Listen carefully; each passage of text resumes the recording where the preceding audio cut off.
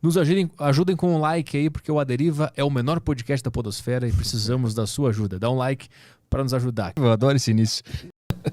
E tu também falou bastante sobre o lockdown, né? Sobre se era uma boa ou não era uma boa. O que foi descoberto ao longo desses anos sobre o lockdown? Cara, existem vários estudos mostrando que o lockdown horizontal, que é o fecha tudo, ele não é uma boa, tá? Inclusive isso hoje não é uma posição exclusiva mais minha ou do pessoal que tem a mesma visão. Isso é um documento da própria Organização Mundial de Saúde, tá? Existe um estudo canadense mostrando que o efeito nocivo do lockdown ele varia conforme o grau de desenvolvimento econômico do país. Obviamente, quanto mais desenvolvido economicamente um país, ou seja, quanto mais rica a sua população, menor é o efeito negativo. Por quê? Porque essa população tem mais reserva financeira, tem condições de se manter em casa. Mas só para você ter uma ideia, no Canadá foi mensurado isso e o efeito do lockdown seria 11 vezes pior do que o efeito da própria doença. Porque você começa a ter aí prejuízo em outras áreas de saúde. Então, por exemplo, muita gente não foi fazer seus exames de controle de câncer, cardíacos, ginecológicos, porque estava com medo de ir ao hospital e pegar Covid. E aí aquela moça que tinha um nódulozinho pequeno de mama, que ia fazer só a retirada do nódulo e ia ficar curada, agora quando voltar a procurar o médico, pode ser que o câncer tenha tomado a mama inteira.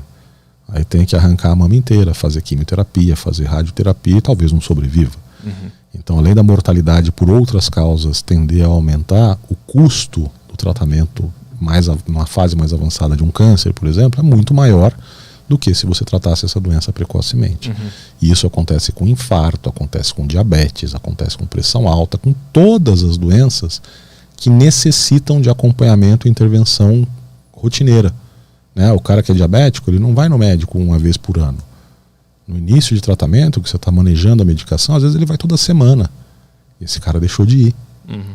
Só que se o diabético não é controlado, ele começa a desenvolver retinopatia diabética, que é alteração na visão, alteração renal, alteração de neuropatia periférica, ou seja, ele começa a ter complicações da diabetes. E aí, quem é que vai tratar desse cara lá na frente? Vai custar muito mais caro e para ele a qualidade de vida vai ser muito pior. Uhum.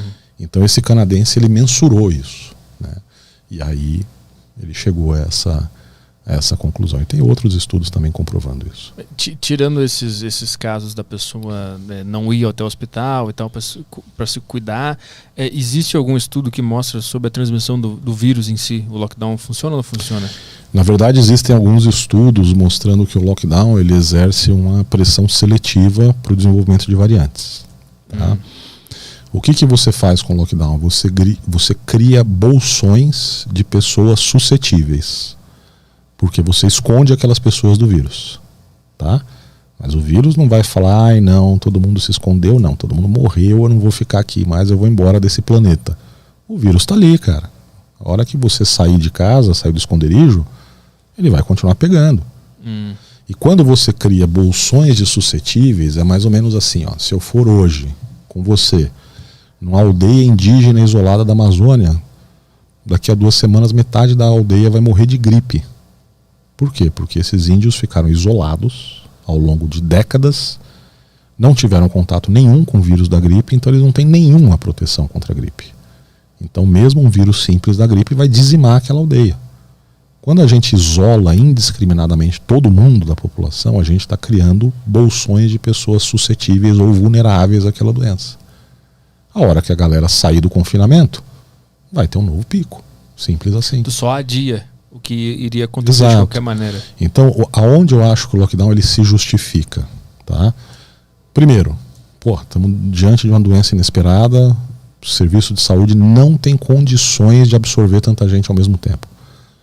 Galera, fecha tudo, espera 3 semanas, 1 mês no máximo para a gente ter tempo de estruturar. Comprar equipamento, ampliar leitos hospitalares, treinar a equipe de médico, enfermeira, bababá. Conseguimos? Beleza, abre. Segundo, lockdown sim para pessoas de alto risco enquanto não tiver proteção vacinal. Ah não, o senhor é um vozinho de 95 anos, diabético, hipertenso, coração estrupiado, não sei o que, vô, o senhor não vai sair de casa. O senhor não está vacinado, se pegar esse negócio a chance de o senhor complicar é altíssima, fica quietinho aí. Agora, fazer isso com um cara de 20 anos de idade, que se pegar a doença, a grande chance dele dar 2 espirros e acabou. Ai, mas eu conheço o vizinho do papagaio, do cachorro, da urubu, daquela morfética ali do lado que morreu e tinha 20 anos de idade. Tudo bem. E quantos de 20 anos que não são vizinhos do papagaio, da morfética ali da esquina, que você conhece, que pegaram a doença e não tiveram quase nada? A maioria. Ai, doutor, o senhor está sendo desrespeitoso com os mais de 600 mil que morreram. Com todo respeito, vá a merda. Eu tenho amigos que estão no meio desses 600 mil que morreram. Eu respeito profundamente cada um dos que perderam a vida e dos seus familiares. Mas eu não vou desrespeitar os mais de 20 milhões de brasileiros que pegaram a doença e se recuperaram. Então é isso que não pode ser perdido de vista. É uma merda de doença, mata as pessoas, é um saco, mas a maior parte das pessoas que pegam se recupera. Então existem 2 formas de você olhar para o copo. Ou para ele meio cheio ou meio vazio. Nós temos uma doença que aqui no Brasil a mortalidade é alta, mas é de 3%. Ou seja, 97% das pessoas se recuperam. Ai, doutor, você está dizendo então que tem que soltar todo mundo e deixar morrer? Não. Eu estou dando para vocês um parâmetro de realidade. Não entrem nesse pânico que está querendo ser incutido na cabeça das pessoas. É uma doença ruim, pode matar jovens, pode matar idosos. A chance maior é de acometer fatalmente idosos ou pessoas com comorbidades, mas não é isso tudo que estão pintando. Muita gente pegou, mesmo idosa, e se recuperou. Eu, por exemplo, essa semana dei alta para um paciente de 95 anos. E aí? Aí eu vou ser aqui também desrespeitoso com os pacientes que se recuperaram? Não, a gente tem que enxergar as coisas como elas são. É uma doença grave? Doença grave. Dane-se, nós vamos enfrentar. Vamos enfrentar e vamos resolver isso. Do jeito que a humanidade já passou por coisas muito piores. A gripe espanhola, proporcionalmente, matou muito mais gente do que o Covid. E a humanidade não acabou por causa disso, não.